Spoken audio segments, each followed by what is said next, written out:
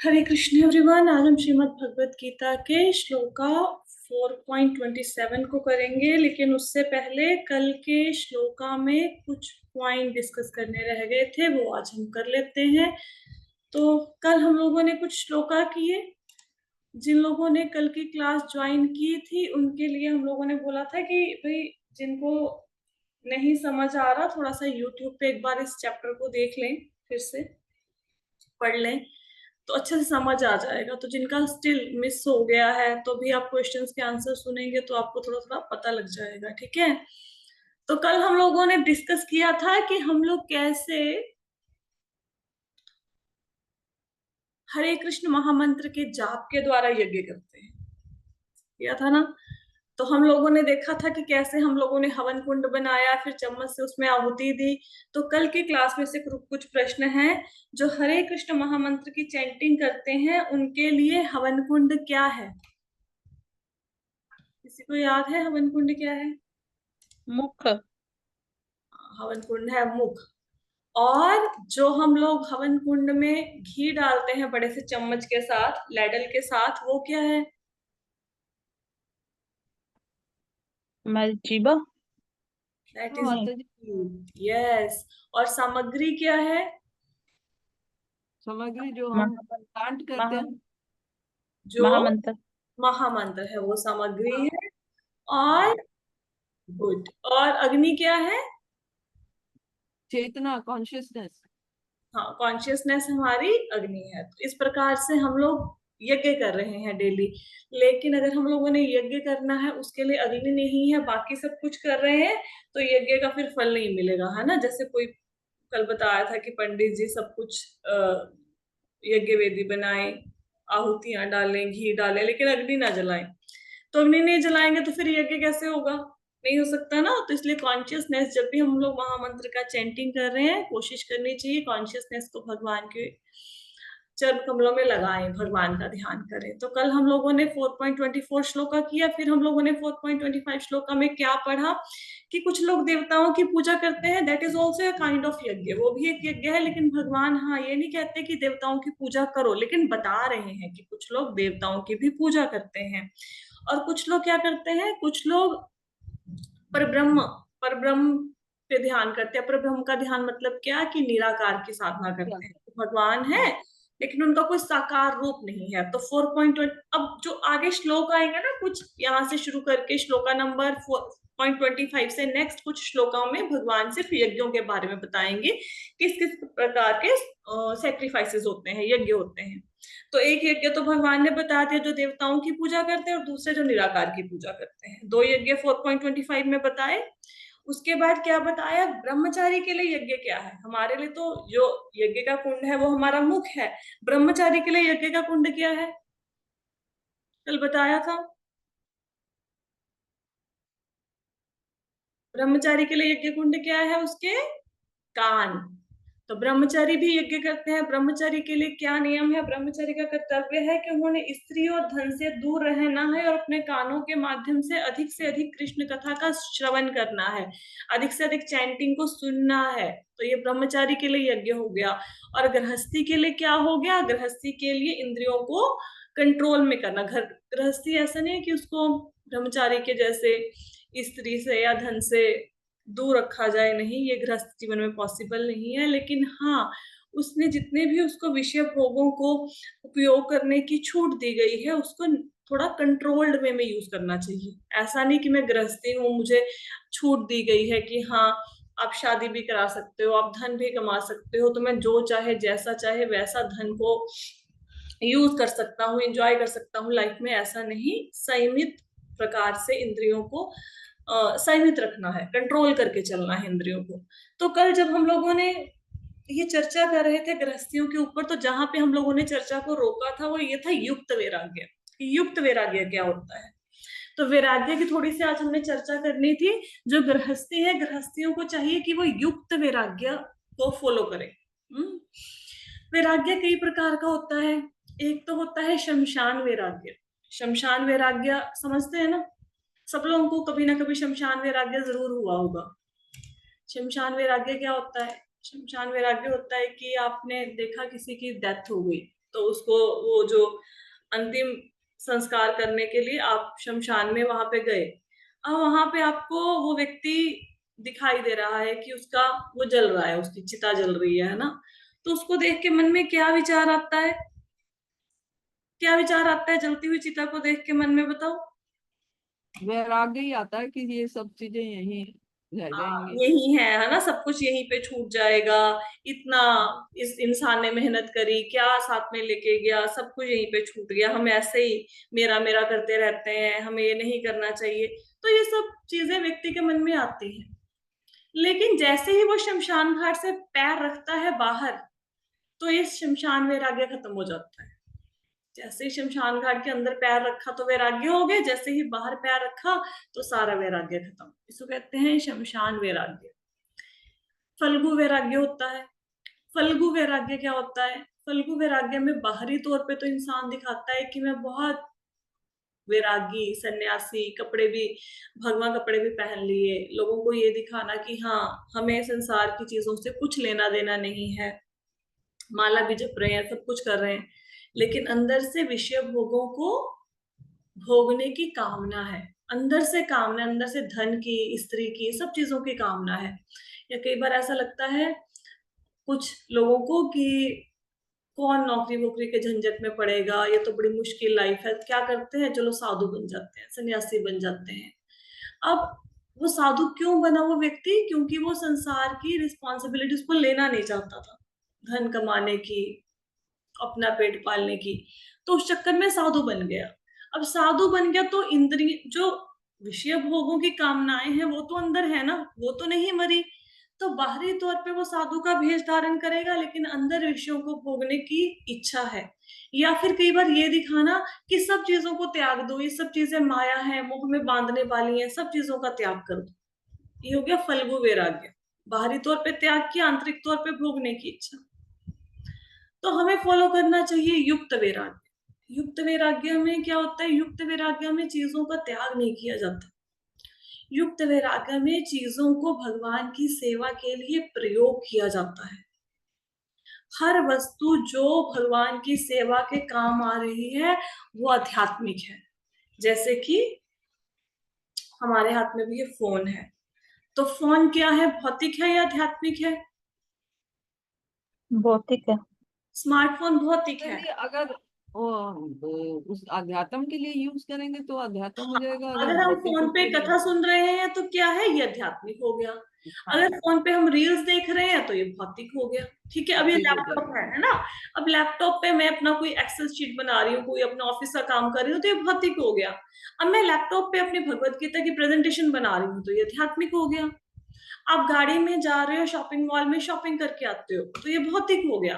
अब गाड़ी चला के जाते हो, मंदिर चले जाते हो, तो ये आध्यात्मिक हो गया। तो हर वस्तु जिसको भगवान की सेवा के लिए यूज किया जा रहा है वो आध्यात्मिक है। तो युक्त वैराग्य में चीजों को छोड़ा नहीं जाता। अगर हम बोले कि हम फल्गु वैराग्य ले लेते हैं, ठीक है, सब चीजों को प्रयोग करना बंद कर देते हैं, ये दिखाते हैं हम तो बड़े सन्यासी हो गए हैं, तो फिर भगवत गीता की क्लासें कैसे लगेंगी? अब ये क्लासेस तो जूम पे लग रही हैं। लैपटॉप भी चाहिए, मोबाइल भी चाहिए, सब कुछ चाहिए ना। तो चीजों को त्यागना नहीं है, चीजों को भगवान की सेवा में अर्पित करना है। क्यों अर्पित करना है? भगवान की सेवा में लगाएंगे तो क्या होगा? भगवान की सेवा में लगाएंगे तो हमारा मन शुद्ध होगा, हमारी चेतना शुद्ध होगी। भगवान की भक्ति बढ़ेगी। देखो, हमारी चेतना का ना हमारे मन के साथ एकदम डायरेक्ट संबंध है। जैसे चेतना हर व्यक्ति की अलग अलग होती है, हर जीव की अलग अलग चेतना होती है। कैसे अलग अलग होती है? आ सपोज एक घोड़ा है ना। अब घोड़े के सामने कोई स्त्री चली जाए बहुत सुंदर हार श्रृंगार करके, तो घोड़े को क्या फर्क पड़ेगा? घोड़ा घोड़ी के प्रति ही आकर्षित होगा, स्त्री के प्रति नहीं होगा। अब यह पुरुष है, पुरुष के सामने घोड़ी खड़ी कर दो, वो क्या आकर्षित होगा? उससे नहीं होगा। पुरुष स्त्री के प्रति ही आकर्षित होगा, है ना। तो जो चेतना होती है वो पर्टिकुलर जीव की एक पर्टिकुलर चेतना होती है ना। हमारे यहाँ मनुष्यों की चेतना विकसित है, तो हमें उसे सही जगह पे यूज करना चाहिए। और चेतना का बहुत सूक्ष्म प्रभाव होता है हमारे ऊपर। कैसे प्रभाव होता है? जैसे अभी हम लोग इसका ना एक लाइव एग्जांपल ऐसे टेस्ट करते हैं ऐसे।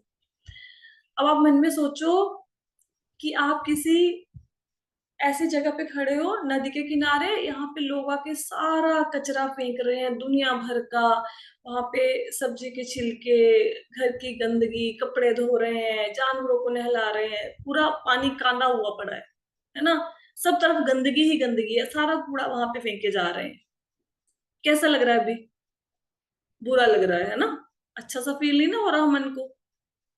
अब आप सोचो कि आप किसी अच्छी जगह में हो, किसी अच्छे पार्क में हो, बहुत सुंदर सुंदर फूल खिले हुए हैं वहां पे, बहुत सुंदर सुंदर पेड़ हैं, पक्षी चहचहा रहे हैं, बच्चे वहां पे खेल रहे हैं। अभी मन एकदम से कैसा हो गया? प्रसन्न। हालांकि ना हम पार्क में हैं, ना हम किसी कूड़े के स्थान पे हैं, हम यहाँ बैठे हैं अपने कमरे में, लेकिन हमारी चेतना कितने सूक्ष्म रूप से हमारे शरीर को प्रभावित कर देती है, हमारे मन को प्रभावित कर देती है। कई बार ऐसा होता है ना कि कॉन्टिन्यूसली किसी चीज का ध्यान करते रहो, जैसे रसगुल्ले का ध्यान किया किया किया, फिर सडनली ऐसा लगता है कि मुंह में उसका टेस्ट आ रहा है। अब रसगुल्ला है नहीं, लेकिन टेस्ट आना शुरू हो जाता है ना? तो चेतना का बहुत ज्यादा प्रभाव होता है, चेतना को शुद्ध करना बहुत जरूरी है। कई बार हमें लगता है कि हमें कहा जाता है कि जैसे टीवी पर ये फिल्में इत्यादि मत देखो, अब अगर अपने भक्ति के रास्ते में आगे बढ़ना है, ये सॉन्ग्स वगैरह दुनियावी मत सुनो, या मैगजीन न्यूज़पेपर मत पढ़ो, उसमें सारी नेगेटिविटी है। तो थोड़ी सी न्यूज पढ़ लेंगे तो क्या हो जाएगा, थोड़ा सा गाना सुन लेंगे तो क्या हो जाएगा, थोड़ी सी मूवी देख लेंगे तो क्या हो जाएगा। इसका इतना सटल इफेक्ट है, इतना सटल इफेक्ट, कि जरा सा किसी, हम लोगों ने गाने को सुना, किसी न्यूज को पढ़ा, वो दिमाग से कितने कितने दिन तक नहीं निकलती वो चीज। आप कभी आपने देखा होगा वास्तविक लाइफ में भी, सुबह सुबह जैसे कोई गाना सुन लिया, अब पूरा दिन वो गाना मुंह पे नहीं चढ़ा रहता। ऐसा हुआ किसी के साथ कि सुबह सुबह ऑफिस गए, या ऐसे ही टीवी पे वो गाना आ रहा था, फिर पूरा दिन वो गाना ही गुनगुनाते रहते हैं? होता है ना? तो जो भी चीज हम देखते हैं, या फिर हम लोगों ने कोई मूवी देख ली, सपोज करो भक्ति के मार्ग पर चल रहे हो, कोई मूवी देख ली, अब कृष्णा चल रहे थे माइंड में, अब सडनली वो मूवी उसका स्थान ले लेगी, हमारे मन में बार बार उसके सीन घूमने शुरू हो जाएंगे, उसके विषय में हम सोचना शुरू कर देंगे। तो इसलिए चेतना का शरीर के ऊपर बहुत, हमारे मन के ऊपर बहुत सटल इफेक्ट पड़ता है। तो चेतना को शुद्ध करने के लिए क्या करना चाहिए? जो भी हमारे पास वस्तुएं हैं उनको भगवान की सेवा में अर्पित कर देना चाहिए, युक्त वैराग्य लेना चाहिए। गृहस्थी हो, अगर हम गृहस्थी हैं तो हम लोग चीजों का त्याग नहीं कर सकते, लेकिन चीजों को भगवान की सेवा में यूज करना चाहिए। हर चीज को, हर टैलेंट को, आपके अंदर कोई भी टैलेंट है, हर इंसान के अंदर कोई ना कोई टैलेंट तो होता है ना। कोई खाना बना सकता है, कोई कपड़े सिलाई कर सकता है, कोई ड्राइविंग कर सकता है, कोई भजन गा सकता है, कुछ नहीं कर सकते, ताली तो बजा सकते हो ना? हाँ, तो कम से कम कीर्तन में ताली बजाओ, अपने टैलेंट को भगवान की सेवा में यूज करो, चीजों का त्याग नहीं करना। ठीक है, ये समझ आया? दूसरे लोग नियमित गृहस्थी इंद्रिय विषयों को इंद्रिय की अग्नि में स्वाहा कर देते हैं। तो विषयों से मन हटाया और भगवान में मन को लगाया। ये हमने कल डिस्कस कर लिया था, थोड़ा सा वैराग्य के ऊपर डिस्कस करना था, इसलिए हमने इस श्लोक को लिया है। अब हम नेक्स्ट श्लोक पे चलते हैं। नेक्स्ट श्लोक का है, सर्वाणि इंद्रिया कर्माणि प्राण कर्माणि चापरे आत्म संयम्य योगाग्नो जुह्वति ज्ञान दीपते। भगवान कहते हैं, दूसरे जो मन तथा इंद्रियों को वश में करके आत्म साक्षात्कार करना चाहते हैं, संपूर्ण इंद्रियों तथा प्राण वायु के कार्यों को संयमित मन रूपी अग्नि में आहुति कर देते हैं। अब यहाँ पे भगवान एक और यज्ञ बता रहे हैं। देखो, एक बात तो है, यज्ञ कोई भी हो, चाहे देवताओं की पूजा कर रहे हैं, चाहे निराकार का ध्यान कर रहे हैं, चाहे ब्रह्मचरी अपने नियम का वो ब्रह्माश्रम ब्रह्मचर्य आश्रम का पालन कर रहा है, चाहे गृहस्थी गृहस्थ आश्रम का पालन कर रहा है, एक बात तो सब में कॉमन है। क्या कॉमन है? कि संयम तो सबको करना पड़ेगा, आत्म संयम। अगर हम बोले कि हम बहुत अच्छी भक्ति कर रहे हैं, लेकिन हमारी भक्ति में कुछ भी संयम वाली बात ना हो, हम अपने आप को संयमित करने का प्रयास ना करें, फिर वो भक्ति नहीं है। तो संयमित तो करना पड़ेगा इंद्रियों को। अगर नहीं करेंगे, इंद्रियां तो हमें बहा के लेके जा रही हैं, बहा के, मतलब जैसे कैसे समझाएं, जैसे एक छोटा बच्चा है, उसके एग्जाम चल रहे हैं, है ना? अब वो बच्चा बोले मेरे को नहीं पढ़ना, ठीक है, कल उसका एग्जाम है मैथ का। अब माँ ने बहुत समझाया समझाया, नहीं पढ़ना, तो माँ क्या करेगी, दो चपेट लगाएगी और पढ़ने के लिए बिठा लेगी, बिठा लेगी। ऐसे ही करते हैं ना माता। तो इंद्रियां तो हम कहते हैं इंद्रिय विषयों से दूर आना है, दूर आना है, लेकिन इंद्रियां क्या कहती हैं, क्या भोग भोग लगाना लगा रखा है, क्या भोग लगा के खाना है, भोग लगा के खाना है। इतने सुंदर गोलगप्पे हैं, कहाँ यहाँ पे भोग लगाएंगे, खा लो, कुछ नहीं होता, एक दिन तो खा ही लेना चाहिए, रोज तो भोग लगा हुआ ही खाते हैं। तो इंद्रियां जबरदस्ती मुंह पे एक चपेट मारती हैं हमारे, हम कहते हैं इंद्रियों के दास की तरह, हाँ हाँ खा लेते हैं, खा लेते हैं, खा लेते हैं फिर हम। ठीक है। अब इतनी सारी भगवत गीता की क्लासेस लगाई, 12 महाजनों को भी डिस्कस किया, तो क्या समझ में आया, समझ में ये आया कि कोई कुछ भी बोलता रहे, हम भक्ति के मार्ग पर चल रहे हैं, हमने अपने मार्ग से नहीं हटना है ना। कोई कुछ बोल रहा है तो उसको बोलने दो, ठीक है। या फिर हम लोगों ने कुछ बुरा नहीं सुनना, ऐसे किसी की निंदा चुगली नहीं करनी, ऐसे समझ ली इस बात को। अब इंद्रिया क्या कहेंगी, अरे इतना सुंदर गॉसिप हो रहा है, गली में क्या हुआ कल वो बता रहे हैं, हमें भी तो पता होना चाहिए। चलो गली की बात छोड़ो, सबसे बड़ी बात, तुम्हें पता है कल मंदिर में क्या हुआ, तुम्हें पता है उन दोनों का झगड़ा हो गया, तुम्हें पता है मंदिर में उस प्रभु जी ने क्या किया, उस माता जी ने ये किया। मतलब वो हमें ऐसा लगता है, फिर बाद में हम उस बात को ढकने के लिए क्या कर देते हैं, हम लोग बोल देते हैं हम तो बस बात ही कर रहे थे, हम निंदा नहीं कर रहे थे, हम तो जर्नल बात कर रहे थे। निंदा को, चुगली को ढकने का एक बहुत सरल साधन ये है, एक बहुत सिंपल सी हम शुगर कोटेड वर्डिंग ऊपर लगा देते हैं, कौन सी, कि हम तो बात कर रहे थे, चुगली थोड़े ना कर रहे थे। तो ये चुगली ही होती है भाई। हम्म। तो इंद्रियों को वश में करना, काम तो कहेंगे सुन सुन सुन, अच्छा गाना चल रहा है, चल चल सुन सुन, है ना। हम बोलेंगे नहीं मैं नहीं सुनूंगा, मैं नहीं सुनूंगा, मैंने कथा में सुना कि मतलब मंदिर में सुना कि नहीं नहीं ऐसे गाने इत्यादि सुनते रहो, व्यर्थ की बातें सुनते रहो, प्रजल्पा करते रहो तो भक्ति डिस्टर्ब होती है, मैं नहीं सुनूंगा। कान कहेंगे कैसे नहीं सुनेगा, एक तो गाना चल रहा है, सुन ले, कोई फर्क नहीं पड़ता, बस 5 मिनट का तो गाना है। फिर हम दास की भांति हाँ हाँ हाँ हाँ मैं सुनता हूँ, मैं सुनता हूँ, हम सुनने लग जाते हैं, है ना। ऐसे क्या होता है, क्लास में सुना था, व्हाट्सएप नहीं देखना, फेसबुक नहीं देखनी, ठीक है, असर रहा, बहुत अच्छा असर है, ठीक है। अब इंद्रियां कहेंगी अरे तू हमें कंट्रोल करने की कोशिश कर रहा है, ये देख कितना सुंदर मैसेज आया व्हाट्सएप पे, ये देख तेरी फ्रेंड ने फोटो डाली है भाई, ये देखो कहाँ घूमने गई हुई है, देखते क्यों नहीं हो। 2 मिनट के लिए देख लो कि फर्क थोड़ा ना पड़ता है, सारा दिन भक्ति करते हो, सिर्फ 5 मिनट तो लगते हैं फेसबुक चेक करने में, क्या फर्क पड़ता है, कर लो कर लो। तो हम कहते हैं दास की भांति हाँ हाँ हाँ हाँ मैं करता हूँ, मैं करता हूँ, मैं फेसबुक चेक करता हूँ, बहुत जरूरी है, अगर मैं फेसबुक चेक नहीं करूंगा तो हो सकता है मुझे कोई हार्ट की, लंग्स की प्रॉब्लम ना हो जाए, मेरी किडनी ना फेल हो जाए, मेरा सांस ना रुक जाए, फेसबुक चेक करना तो बहुत जरूरी है, ठीक है। फिर अब इसके ऊपर चद्दर तो डालनी है ना, क्योंकि भाई क्लास में सुना था ऐसा कुछ नहीं करते। अब अपने आप को हम लोगों ने जस्टिफाई तो करना है कि फेसबुक क्यों देखी, नहीं मैंने तो फेसबुक इसलिए चलाई थी क्योंकि वहां पे ना कथा आती है उस प्रभु जी की, वो बहुत सुंदर है, वो कथा सुननी थी, वो देखनी थी। लेकिन कथा कितनी देर देखी, आधा घंटा 15 मिनट, बाद के टाइम में तो हम लोग फोटो ही देख रहे हैं ना। और कभी ध्यान से एक चीज देखो, क्या आपको अपनी कोई फोटो याद है जो आपने 5 साल पहले फेसबुक पे डाली थी। जब हमें अपनी ही फोटो याद नहीं है तो दूसरों की फोटो याद रख के या उसको देख के क्या फायदा होने वाला है। जिसकी फोटो को देख रहे हैं, क्या वो अंतिम समय में हमें जन्म मृत्यु के चक्कर से निकाल लेगा, मृत्यु से बचा लेगा, नहीं। किसी के जीवन में क्या हो रहा है उससे हमें क्या मतलब है, कोई पहाड़ों पे घूमने जाए, कोई नदी के किनारे घूमने जाए, why we want to see the face of other people, क्यों देखना है। पहली बात तो अपना ही फेस देखने का मन नहीं करता भाई, शीशे के आगे बिना मेकअप के कभी खड़े हो जाओ, खुद की शक्ल ही नहीं देखने का मन करता, फिर उसके ऊपर 4 पाउडर, फाउंडेशन, ये वो लिपस्टिक सब कुछ हो तो फिर जाके लगता है कि हाँ फेस देखने लायक हुआ है। खुद का फेस ही देखने लायक नहीं है, ऊपर से दूसरों को देखना है। फिर फोटो ऐसे नहीं डालनी, उसके ऊपर 4 फिल्टर लगाने हैं, क्योंकि मैं काला हूं तो लोगों को गोरा दिखना चाहिए। अरे नीरा भ्रम है भाई, वो गड्ढे गुड्ढे आंखों के सब हटा के लोगों को दिखाओ कि हम सुंदर दिख रहे हैं, क्या क्या फायदा होगा उससे, कुछ नहीं। लेकिन करना है, क्यों, क्योंकि संयम नहीं है। अब संयम का मतलब ये नहीं होता, अब हम लोग ना बड़ी आसानी से कह देते हैं देखो माता जी वो ना शराब पीते हैं, कोई संयम तो है नहीं, वो देखो मीट खाते हैं, हमने इतना समझाया, वो तो कोई संयम ही नहीं करते, वो देखो वो भगवत गीता नहीं पढ़ते, क्या संयम है। हम अपने अंदर अगर झांक के देखें ना, हमारे अंदर संयम है। एक फेसबुक नहीं छोड़ी जा रही, फेसबुक। और जिस बंदे को जीभ की ललक है, जो ड्रिंक करता है, उसकी तो नाड़ियां नशा मांगती है ना, वो कैसे अपनी ललक को छोड़ देगा? उसके लिए सिगरेट छोड़ना कितना मुश्किल होगा। लेकिन फिर भी प्रभुपाद जी ने वेस्टर्न लोगों के कंट्री में गए, उनको ना, उन्होंने जो ड्रग्स लेते थे, नशा करते थे, उन्होंने भगवान के लिए ड्रग्स छोड़ो, नशा छोड़ो, चाय कॉफी बंद कर दी, बाहर खाना बंद कर दिया, और हम फेसबुक ही नहीं छोड़ पा रहे।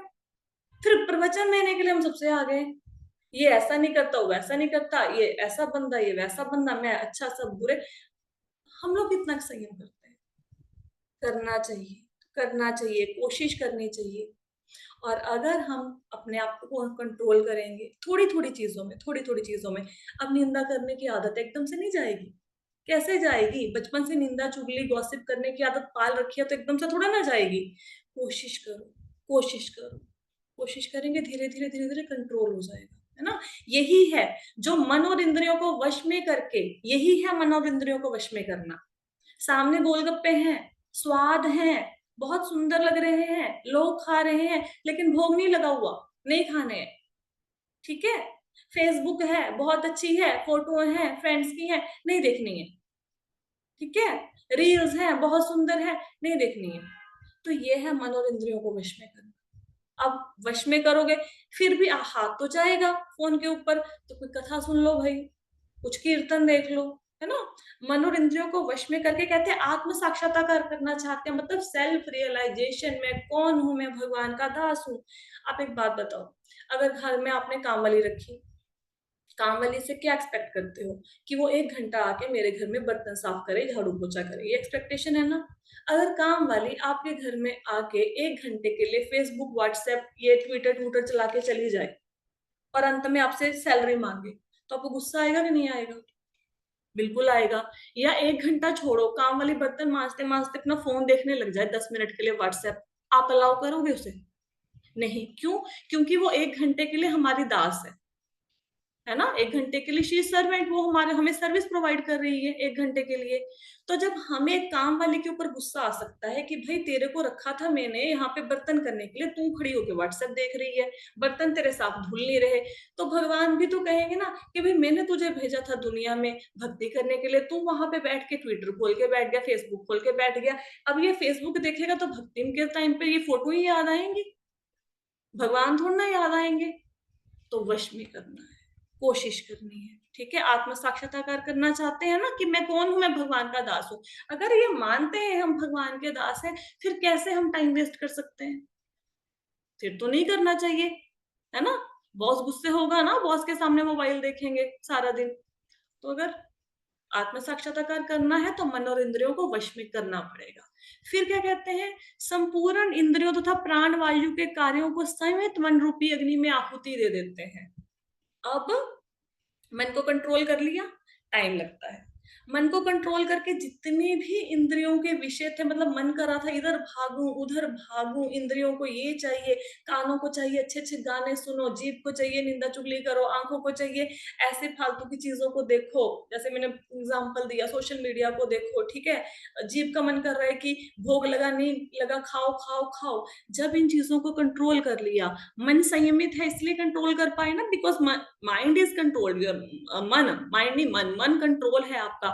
तो जितने भी इंद्रियां हैं, इंद्रियों के जो भी हमारी हलचल हो रही है, सबको अग्नि दे दी उसमें, मन में। मन संयमित है, मतलब इंद्रियां भागेंगी नहीं। जैसे देखो, आपके सामने सूजी पड़ी है, घी पड़ा है, चीनी पड़ी है, ठीक है, गैस भी है घर में। हाथ हलवा तब बनाएंगे जब आपका मन कहेगा कि हलवा खाने का मन कर रहा है। अदरवाइज चीजें तो ऐसे ही पड़ी होती है, सबके घर में सूजी होती है, सबके घर में घी होता है, चीनी होती है, लेकिन रोज हर एक व्यक्ति के घर में हलवा थोड़ा ना बनता है। कब हलवा बनता है? जब इच्छा होती है, जब खीर खाने की इच्छा है, जब पकौड़े खाने की इच्छा है, तब हम बनाते हैं ना। चीजें तो पड़ी हैं। अब चीजें डिस्टर्ब थोड़ा ना करती है, वहां से आलू टोकरी में से निकल के सामने थोड़ा ना प्रकट हो जाएगा, चल चल मुझे पकौड़ा बना के खिला, ऐसा थोड़ा ना बोलेगा, ठीक है। क्योंकि मन संयमित है, मन के अंदर इच्छा नहीं उठ रही, तो हाथ बैठे हैं।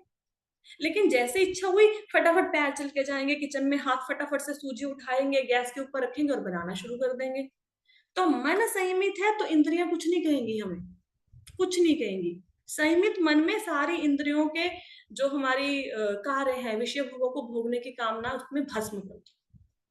ठीक है, पहले मन को कंट्रोल करना है, एकदम से कंट्रोल नहीं होगा, धीरे धीरे धीरे धीरे।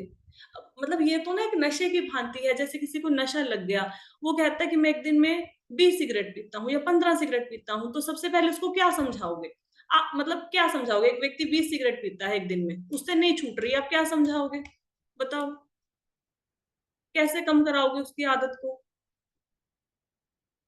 बताओ हाँ भाई। तो ये एक तो ये अ, उसको अल्टरनेट कुछ और किसी और उसमें लगे वो, किसी और भक्ति पे में लगे, और लगे। हम कहोगे 20 पीते हो, कल से कम 5 कम करो, 15 तक आओ। ऐसे करेंगे ना, हाँ थोड़ा थोड़ा करके बिल्कुल। कम करो। अब अगर हमारे मन में तो कोई भी गलत आदत है, कुछ भी है, एकदम से नहीं छूटेगी, धीरे धीरे हटाओ। खुद को ये समझाओ कि पहले मैं 1 घंटा बर्बाद करता था, अब मैं आधा घंटा ही देखूंगा मोबाइल। ठीक है, फिर आधे घंटे से 15 मिनट, 15 मिनट से 10 मिनट, ऐसे करके कंट्रोल करो, धीरे धीरे करो, एकदम से नहीं हो रहा कोई बात नहीं। ठीक है, धीरे धीरे कंट्रोल करने की कोशिश करनी है। ओके। अब इसमें एक शब्द आया जो मैंने अभी तक चर्चा नहीं करी, वो है प्राणवायु। अब प्राणवायु के ऊपर चर्चा कैसे करें? प्राणवायु के लिए ना, इस टॉपिक के लिए थोड़ा सा ना समझना पड़ेगा कि हमारे शरीर में 10 प्रकार की वायु होती है। अब मुझे नहीं पता आप लोगों को ये टॉपिक कितना समझ आएगा, कितना नहीं समझ आएगा, क्योंकि ये प्राणवायु शब्द आया है, तो मैं थोड़ा सा समझाने की कोशिश कर देती हूँ। आइडली मुझे बहुत ज्यादा नॉलेज नहीं है, लेकिन हाँ, क्योंकि मैंने जैसे प्राणिक हीलिंग, महत प्राण कुंभक की टेक्निक होती हैं, आर्ट ऑफ लिविंग की टेक्निक्स होती हैं कुछ, वो प्राणायाम इत्यादि करने की, क्योंकि मैंने वो करी हुई है, तो हो सकता है थोड़ा थोड़ा मैं आप लोगों को रिलेट करके समझा दूं। प्राणवायु क्या होती है? हमारे शरीर के अंदर 10 प्रकार की वायु होती है। हम्म? तो हमें तो ऐसा लगता है ना कि सांस ले रहे हैं, बस एक ही प्रकार की वायु है, नहीं, 10 प्रकार की वायु होती है। पहले मतलब 5 प्रकार की वायु हो सकता है आपने सुनी हो। हाँ, प्राण, अपान, उदान, व्यान, समान। हो सकता है ये आपने पहले कभी किसी भगवत गीता या हाँ जी सुनी हुई है, ये तो सुनी हुई। सुनी हुई है ना। इसके बाद भी एक होती है 5। तो ये 5 प्रकार की वायु कौन सी होती है? सबसे पहले होती है प्राण वायु। प्राण वायु कौन सी होती है? जो हम सांस लेते हुए हमारे अंदर जाती है। नाक से जब हम सांस ले रहे हैं, तो ऑक्सीजन अंदर जा रही है ना। ठीक है, ये होगी प्राण वायु। ऑक्सीजन प्राण है ना आपका, ऑक्सीजन नहीं मिलेगी तो खत्म हो जाएंगे ना, तो दिस इज प्राण वायु। अपान वायु क्या होती है? अपान वायु जो हम बाहर निकालते हैं। ठीक है, दैट इज अपान वायु। अपान वायु जैसे गैस इत्यादि पास करते हैं तो वायु बाहर निकालते हैं ना, तो दैट इज अवान वायु। फिर होती है अदान, अदान उदान वायु कहते हैं। उदान वायु क्या होती है? उदान वायु ना गले से होकर जाती है। उदान वायु जैसे आपने कई बार सुना है दम घुट गया, सुना है ये वर्ड ना, दम घुटता है, दम घुट गया मेरा, है ना। तो गले में ना वायु अटक जाती है, उदान वायु ये गले से होकर जाती है। व्यान वायु, व्यान वायु क्या होती है? जो पूरे शरीर में चक्कर लगाती है। आपने कई बार ऐसा सुना है, गैस बन गई, पूरी बॉडी में दर्द होना शुरू हो गया, पेट दर्द हो रहा है, इधर से दर्द हो रहा है, उधर से दर्द हो रहा है ना। तो व्यान वायु जो होती है वो पूरे शरीर में घूमती है, पूरे शरीर में। उसके बाद होती है समान वायु। समान वायु क्या होती है? समान वायु भोजन को पचाती है। हम्म, हमारे अंदर जो हम भोजन खाते हैं, समान वायु उस भोजन को पचाती है। कई बार हमें डकार इत्यादि नहीं आता, तो वो समान वायु का उदाहरण है। तो 5 प्रकार की ये वायु होती है। कौन कौन सी? ऐसे प्राण, अपान, व्यान, उदान तो नहीं याद रहेगा, वैसे आपको बता देते हैं याद रखने के लिए। एक वायु अंदर हम ले रहे हैं, एक हम बाहर निकाल रहे हैं वायु। ठीक है, एक वायु है जो गले से होकर जा रही है, जिससे हमारा दम घुट जाता है। एक वायु है जो पूरे शरीर में घूम रही है। ठीक है, और एक वायु क्या है? जो भोजन का पाचन कर रही है। ये 5 प्रकार की वायु है। इसके हाँ ये तो ठीक है। हाँ, ये तो सुनी हुई है ना, पहले भागवतम की क्लास में भी बहुत बार समझाया, पिछले साल भगवत गीता की क्लास में भी बहुत 2-3 दिन लगा के समझाया था। अभी तो खैर इतना समय इसके ऊपर नहीं लगाएंगे। ठीक है, अब इसके सिवाय 5 और प्रकार की वायु होती है। अब मैं नाम बता देती हूँ, स्लाइड में भी कल दिखा दूंगी, कोशिश करूंगी एक स्लाइड ऐड कर दूं, ठीक है, ताकि याद रहे। इसके बाद होती है नाग वायु। नाग वायु क्या होती है? नाग वायु आंखों के मुख के खुलने में सहायता करती है। उसके बाद आती है कुकर वायु।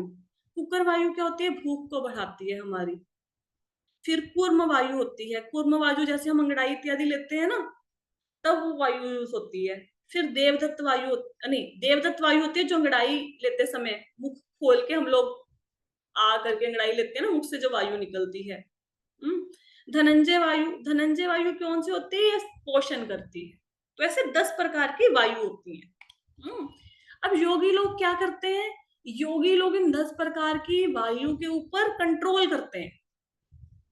ये हम नहीं कर सकते, लेकिन ये योगी लोग करते हैं। ठीक है। तो भगवान कहते हैं कि कुछ लोग ऐसे भी होते हैं जो मन और इंद्रियों को वश में करते हैं, प्राण वायु को इंद्रियों को वश में करते हैं, और जब मन संयमित है तो सारी प्राण वायु इंद्रियों को उसमें डाल के भस्म कर दिया। मतलब इंद्रिय इधर उधर नहीं घूम रही, वायु भी डिस्टर्ब नहीं कर रही है। तो ये वाले यज्ञ की बात हो रही है। बेसिकली ये योगियों के लिए है, हम लोग ऐसा नहीं कर सकते। जो प्राण वायु को संयमित करने का कार्य है। ठीक है। हो सकता है आपको ये प्राण वायु के प्रकार याद ना रहे, लेकिन फिर भी मैंने बता दिया कि 10 प्रकार की वायु होती है। अच्छा, इसके बाद श्लोका नेक्स्ट पे चलते हैं 4.28 भगवान। माता जी, हाँ जी। जो योगा में प्राणायाम करते हैं वो प्राण वायु को ही सीमित करते हैं। देखो योगा में ना होता है, योगा में हम लोग ना बेसिकली कुंभक रेचक इत्यादि करते हैं, है ना। वो, हाँ, वायु बेसिकली हम लोग वायु को ही संयमित करते हैं। बिल्कुल सही कहा आपने।